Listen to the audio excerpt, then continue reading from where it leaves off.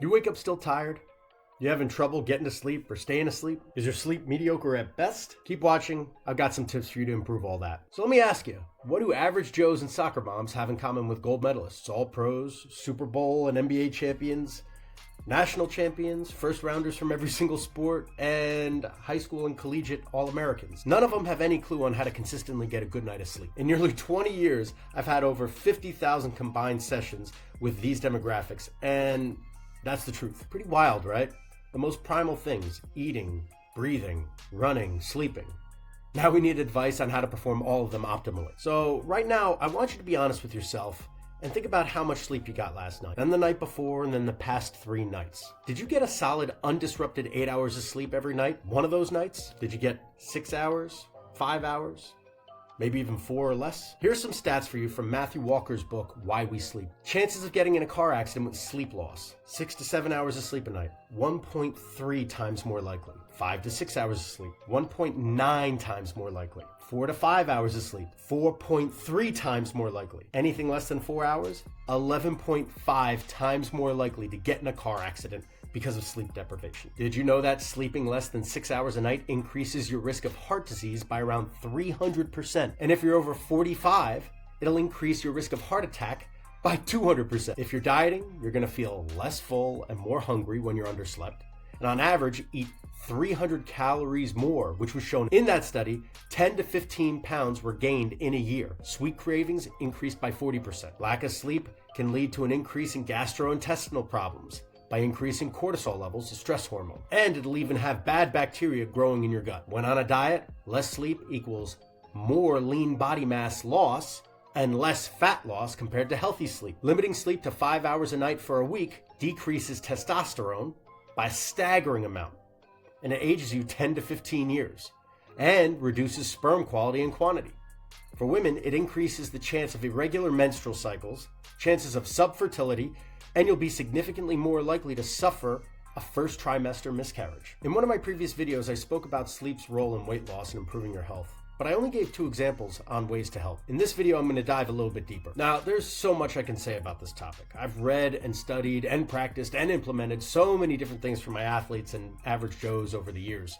But I'm going to try to keep this list as short as possible, and as usual, give what I think are the low-hanging fruits. Now, there's this famous quote from Arnold. It says, everyone needs 6 hours of sleep. Some people say, oh, I need 8. I say sleep faster. The problem with this is that there are certain stages of sleep that occur in accordance with your circadian rhythm. Typically, you'll get more deep sleep in the beginning of the night and more REM sleep at the end of the night. By staying up late, you're robbing yourself of deep sleep, and by waking up early, you're robbing yourself of REM sleep. And if you happen to eat late, it'll keep your heart rate elevated longer during sleep to help digestion, which will further rob you of deep sleep. All right, here are the 8 simple things that you can do to help you get a better night of sleep. Number 8, go to bed at the same time every night. It's really that simple. You are a creature of habit. Your body will adapt and overcome to survive. If you're the type of person that goes to bed late, initially, you're going to start stealing from your deep sleep. But over time, your body's going to acclimate and adjust. With this, consistency is key. 7, do not drink caffeine too close to bed. Now, this sounds like a no-brainer, but you have no idea how uncommon common sense is.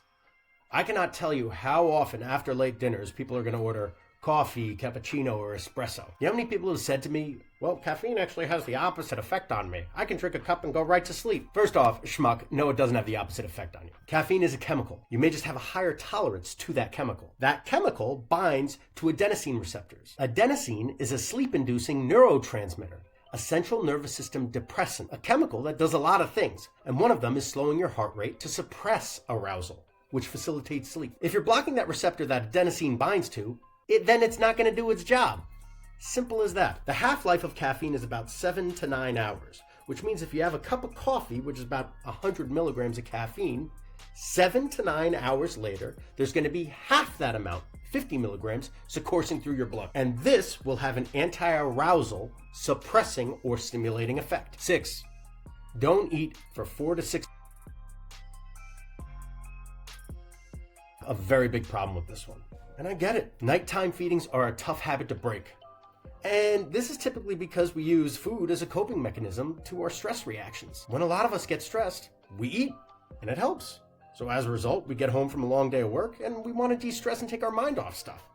So what do? We eat. Now the problem with this is it takes our stomachs 4 to 6 hours to clear the food. This means that our bodies are going to be spending time breaking down the food in our sleep, which, as I stated above, is going to elevate our heart rate. And increased periods of elevated heart rate will reduce sleep, as well as decrease physical recovery. The slower or lower your heart rate, the less work your heart is doing.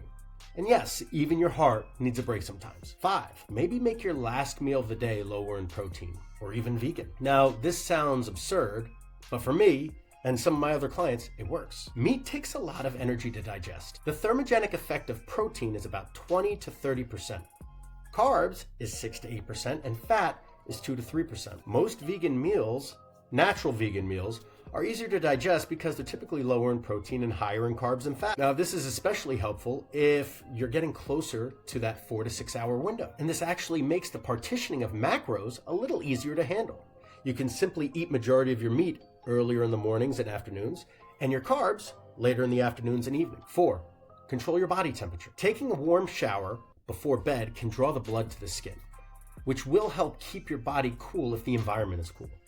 The optimal sleeping room temperature is about 60 to 67 degrees Fahrenheit. So I actually have a tendency to run a little hot when I sleep. And when it's too hot, I toss and turn and I'll even get nightmares. To combat this, once I'm in bed, I'll usually fall asleep with just a sheet covering me. Now, if I get into bed and I'm cold and shivering, I'll allow myself to warm up and adjust the environment. But once I do, I'll make sure to take off the comforter. This allows me usually to get cold as I sleep.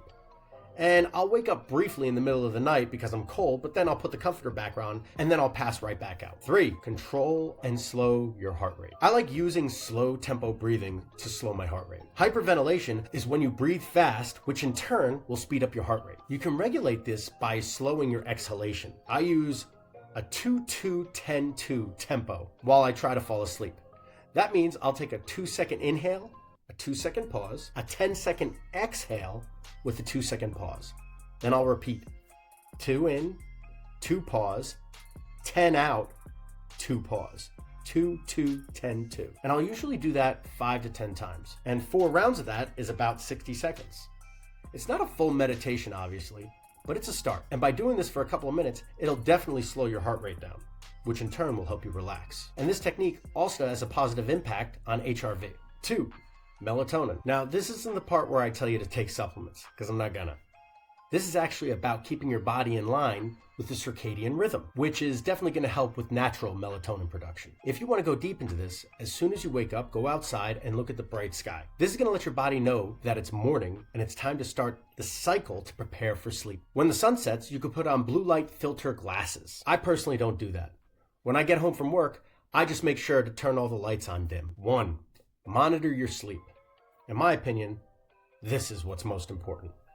You need to find a consistent way to monitor your sleep, because accountability is huge. By doing this, you can actually start to track and monitor your sleep and sleep-based performance accurately. By seeing the direct impact made by sleep, you'll start to make sure that you actually give yourself more sleep. Now, you'd be surprised how poorly you do this on your own without technology. I tried doing it with a pen and paper by my bedside, and I'd even track wake-ups, which is a pain, ineffective, inaccurate, and annoying.